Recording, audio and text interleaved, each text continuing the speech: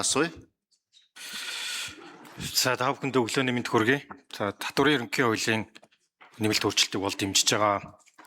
Хагтаа бас нэг болж байгаа үйл процесстэй холбоотой нэг үг хэлэх хэрэгтэй. За оюутлоготой холбоотой бухимдсан иргэдийн үзэл бодлоо илэрхийлж талбай дээр жагсаж байна. За цагаан ав дээр очиж бас зам алсан юм эсэргүүцлээ илэрхийлсэн үйлдэл сүүлийн 7 хоног гарлаа.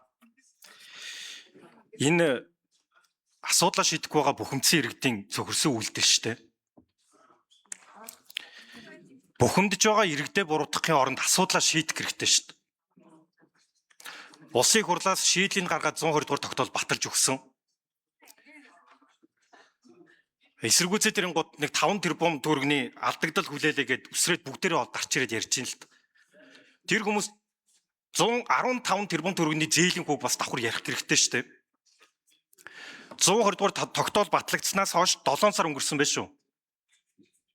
Зээлийн хүүд нь 3 их 80 төгрөг оюу толгой Рио Тинто төлөхөр болоод байгаа. 3 их 80 төгрөг. Энийг ярихгүй мó тэгээд ард түмэн шийдэл нэгж байгаа байхгүй юу? Шийдлэл нэгж шүү дээ. Бухимдахгүй яах юм? Тэр хүмүүсийн өмч шүү дээ. Иргэд нэг уулуурхаг эсэргүүцээд байгаа юм биш шүү дээ.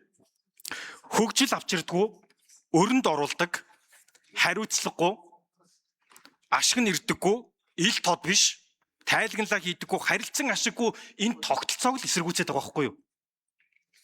Тэгээ эцэстээ явсаар байгаад бухимдсан иргэдийн буруу болж таарахгүй шүү.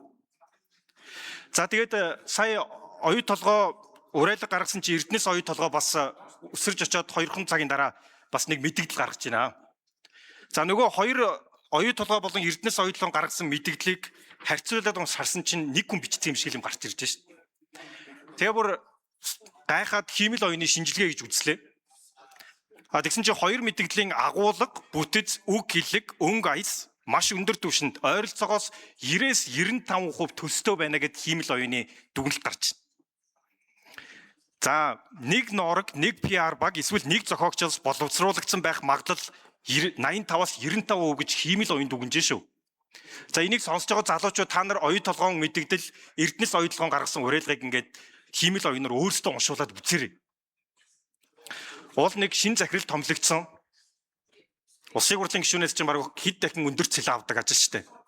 Өнөөдөр Монгол улсад хамгийн үн цэнтэй компани бол 12 тэрбум доллараар үнэлэгдэж байгаа Эрдэнэс оюу толгой шүү дээ. Оюу толгой 34, 12 тэрбум доллараар JP Morgan нэлсэн байгаа шүү. Тэр ийм хариуцлагатай үед хариуцлагатай үйлдэл гаргамаар байна.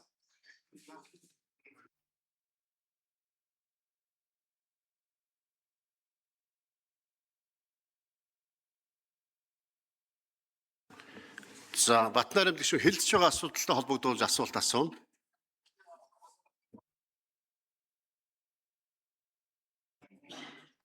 Татвартай холбоо л доо. 2013-аас 2020 оны хооронд оюу толгой дээр 365 сая долларын акц тавьсан байгаа. Бүгд маргаантай 13 оноос хойш 20 оны хооронд бүх татварууд бүгдээрээ маргаантай арбитрийн шийдвэр хүлээгэл байж байгаа ийм л нөхцөлтэй байдалтай байна шүү. Татвартай холбоо л доо. Дөнгөж 21-ээс 22 онд Монгол улсын татварын албанаас дахиад 465 сая долларын татварын акц оюу толгой дээр тавьсан байна. Татварын маргаангүй нэг ч татвар оюу толгой дээр байхгүй шүү. Ийм л нөхцөл байдалтай байгаа байхгүй юу? Энийг шийдээч. Ажлын хэсгийг ахалж байгаа одоо инхвэр сайд 120 дугаар тогтоол унших хэрэгтэй. Улирал тутам эдийн засгийн байнгын хороонд ирж тайлагнаа тавина гэж 120 дугаар тогтоол дээр цагаан дээр хараар бичсэн байгаа шүү. Одоо энэ хаврын чуулгандаа багтаж инхвэр сайд ажлын ахлагчийн хувьд эдийн засгийн байнгын хороонд ирж тайлагнаа тавих хэрэгтэй. Энийг бас ард түмэн хүлээж байгаа шүү. За холбогд холбоон тушаалтнууд энэ дээр бас мэдээлэл өгмөр байгаа маа. Иргэдийн мэд хэрхийг хангамаар байна. Энэ олон жил үргэлжилсэн даамжирсан татварын маргааны хэрхий яаж шийдвэрлэхээ энэ дээр ямар хөө алхам хийгдэж байгаа юм. Аливаа татварын ерхий газраас хариул. Энэ бас мэд хэрхийг хангах төстэй их хурлын гишүүд төдийгүй ард иргэд мэдэх хэрэгтэй. Үл ойлголцол чинь мэдээлэл багтаагаас болоод байгаа шүү дээ. Үл ойлголцлыг сайн мэдээлэл өгчөөж, үнэн зөв бодиттой мэдээлэл өгчөөж бид нар бас иргэдийн мэд хэрхийг хангагдана. За 4-р микрофон.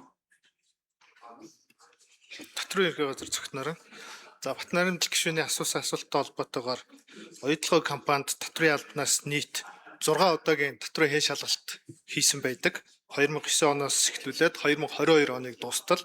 За 2013-аас 20 оныг дуустал буюу 18, 2020, 23 онуудад хийгдсэн татврын актын төлбөрүүдийг бол оюутлогын компани төлсөн. Гэхдээ татврын маргааны асуудал бол өнөөдөр арбитрийн шүүхтэр хилцэгдээд явж байгаа. Бүрэн эцэслэн шийдэгдээгүй маргаан арбитрийн маргаан үргэлжлээд явж байгаа.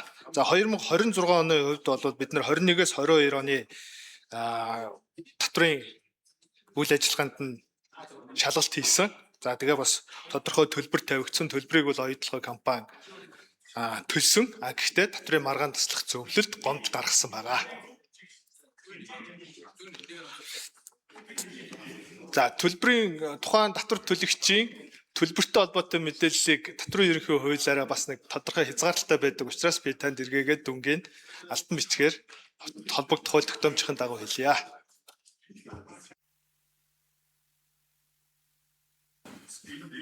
За тодруулж асууя. Батнарамжил гишүү.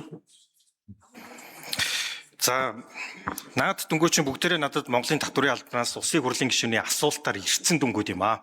Олон нийтэд нээлттэй мэдээж штэ. Улсын хурлын гишүүнд асуултанд хариулт өгсөн бол парламент цаг хэмээн дээр олон нийтэд бүгд нээлттэй байдаг хуультай. Тэгээ сая Монголын татврын албанаас баталгаажууллаа штэ. 13 оноос хойш оюу толгой үйлдвэрлэлээ явуулж орлого олж эхлэхээс хойших нэг ч жил маргаангүй жил байхгүй байхгүй юу?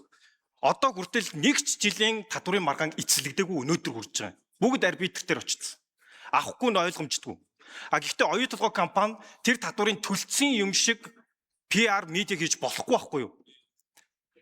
Монголын татвар руу шилжүүлсэн тэр мөнгө арбитрийн шийдвэр эцэлэгдэжээж Монголын талд очих уугүй юу гэдг нь шийдэгдэн гэсэн үг.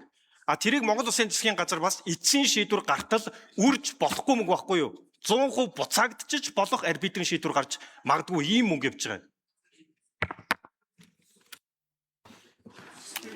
За үг гэлжлээ. Энэ татврын ерөнхий хуулиар энэ олон жил маргалдаж байгаа томоохон гадаад дотоодын хөрөнгө оруулалтын компаниудын энэ татврын маргааны асуудлыг зохицуулж байгаа юм уу?